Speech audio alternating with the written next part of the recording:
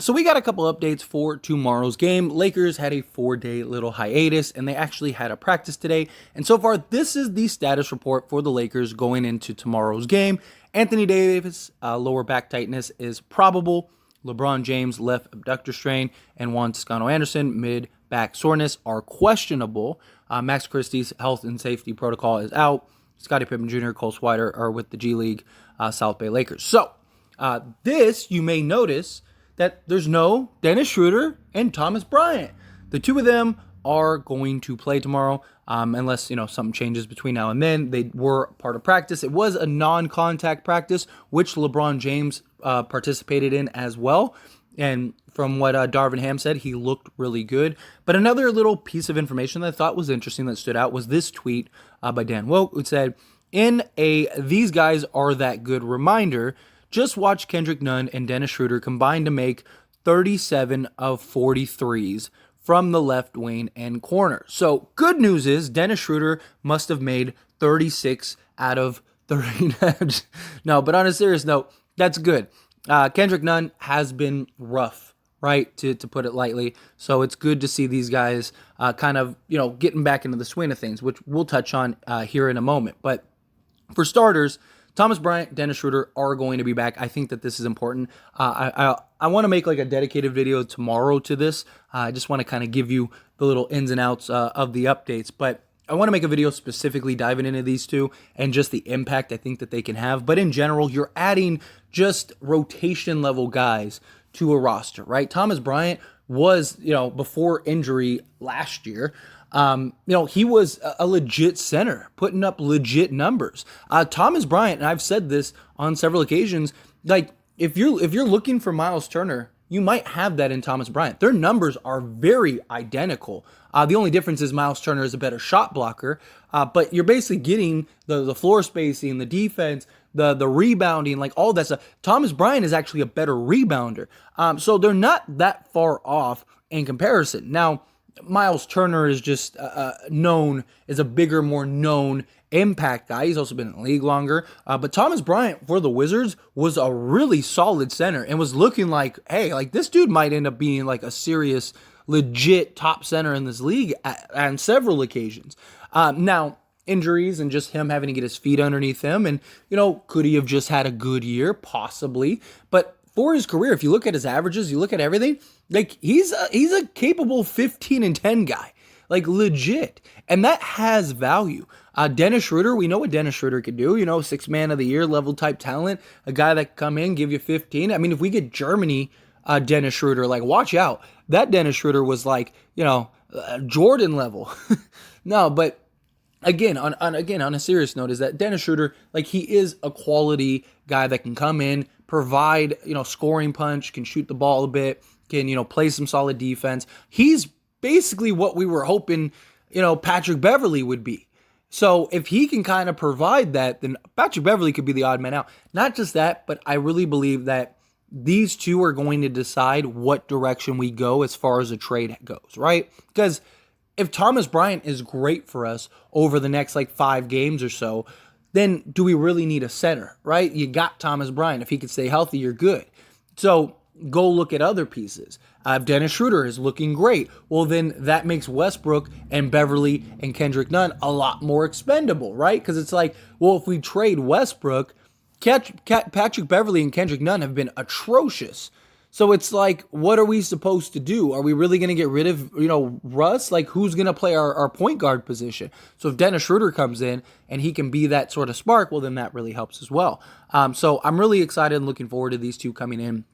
Not just that, but it's just adding to, again, rotation level guys that can provide on all fronts, defense, scoring, rebounding, shot blocking, all of it. You name it. They can contribute in, and the Lakers need all contributions possible. Look, I've talked about how the Lakers really need 3 to 4, maybe even 5 guys. If these 2 guys who haven't played this entire season come in and are actually really solid for us, then maybe we only need 2 or 3 guys. So it can make a huge difference. Now, I don't think that they're going to come in and, I don't think that this is the next Shaq and Kobe, and they're coming in and all of a sudden we're a contender.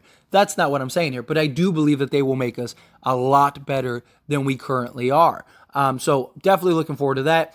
Next up is the whole, the shooting thing, right? Dennis Schroder, Kendrick Nunn, they shot a bunch of threes. I made the joke, oh, Dennis Schroder must have made 36 of those. But in reality, look, Kendrick Nunn is a guy that, one, I was super high in, and many people were. A guy that could come in and give you, 15 to 20 a night, could create his own shot, could create for others, shot 38% from three, could play on the ball, could play off the ball. A lot of the things that, we've talked about, like Terry Rozier, guys like that. This was a guy that was capable of that. And he just hasn't been.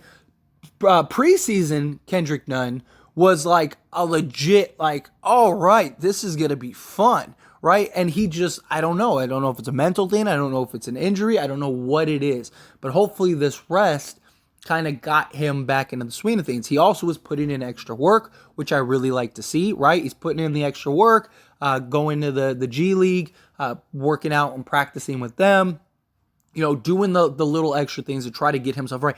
If they can get Kendrick Nunn right, if they can get Kendrick Nunn back to Miami Kendrick Nunn, there's a real impact player. Again, not a guy that I believe will make us a contender, but Kendrick Nunn is a legit, at least 12 to 15 game a night guy that can create his own shot, that can score, go get a bucket. He can shoot the mid range. He can shoot from three. He can get to the hoop. He can create his own shot. He's got pretty good size for a point guard level type player. He can just provide a lot for this team. Now you add in an actual good Kendrick Nunn, an actual good Dennis Schroder, an actual good Thomas Bryant. Well, now you got 3 of the 4 or 5 guys that you really need. Maybe now you could look at going and getting 1 or 2 guys. Maybe Miles Turner and Buddy Hield are the answer, right? Because, if you could get Kendrick Nunn back to shooting 38% from 3, well, now you have him, LeBron, hopefully he can kind of get back to his 36%. You can kind of get everyone back to their averages. Again, just their average. I'm not asking anybody to do more and go above and beyond. Just get to your averages, right? And Dennis Schroeder's a guy that could shoot, 34, 35, 36% from 3. He could be a real contributor, a real factor.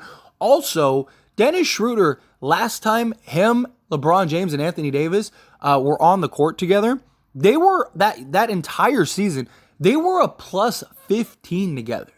They were one of the best trios in the entire league that year. A plus 15 when the 3 of them were on the court together. So hopefully that can translate to this year. And then, who knows? Who knows what could happen? But hopefully these guys can come in, knock down shots, be productive, be good, especially Dennis Schroder, right? Because Kendrick Nunn, it's we need him to kind of wake up, right? He's been on the team, he's played, all that stuff, but he's just been unplayable. Right? Everything. It's got to be, to me, it just seems like it's a mental thing. It seems like he's in his own head. And maybe, over this last 4 days, seeing the ball get into the hoop, stuff like that, hitting, and being consistent on jump shots, stuff like that, really could kind of help spark him. We've seen him, he's gotten, he got 18, a couple games ago. Granted, nobody else was playing, so it was just kind of hey, you could take 20 shots, but he actually shot a good percentage, actually played a good game. So we know it's in him. We saw him in preseason. We know he's capable of being, an actual key contributor and scorer for this team. So it's not out of the realm of possibility.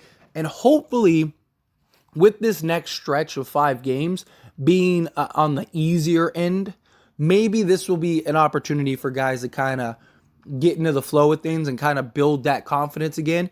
Kendrick Nunn's going to be playing against, a little bit of lesser competition. So maybe he could, get a couple work moves and moments, and all of a sudden it just kind of boosts his confidence, gets him excited again. That's also kind of why I imagine they sent him to the G League.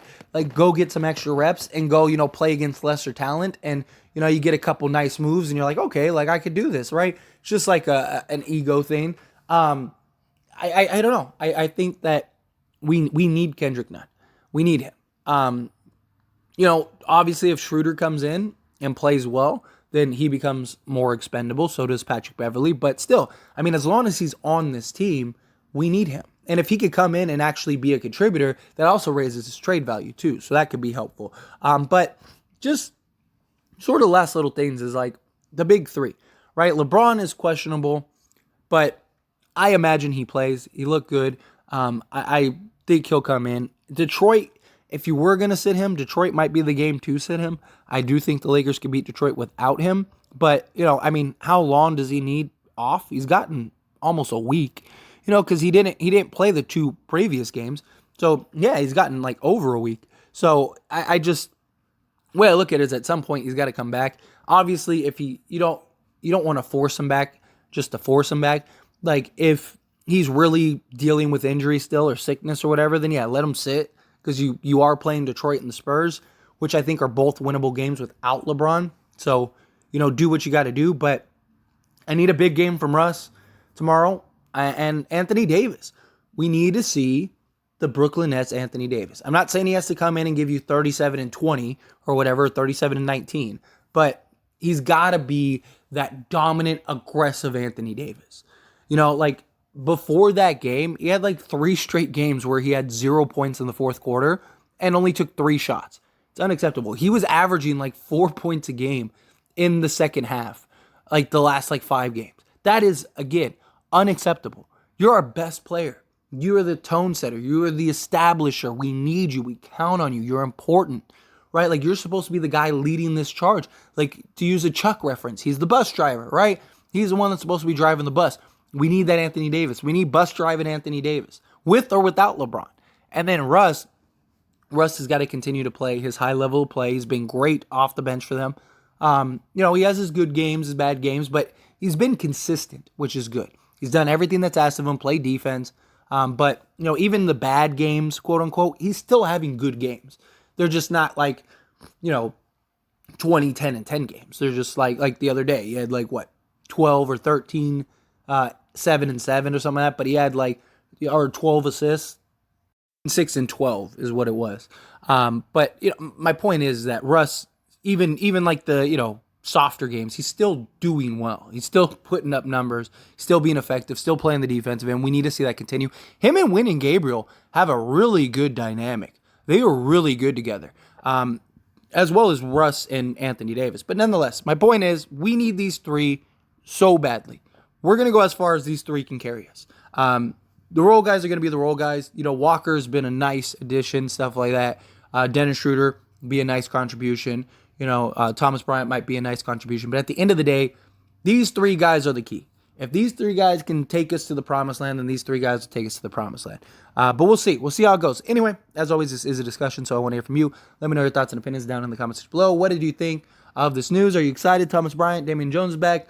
Thomas Bryant and Dennis Schroder are back. But yeah, let me know how you feel. Again, look out for that video. I'll make it tomorrow, breaking down Dennis Schroder and Thomas Bryant. See you all in the next one.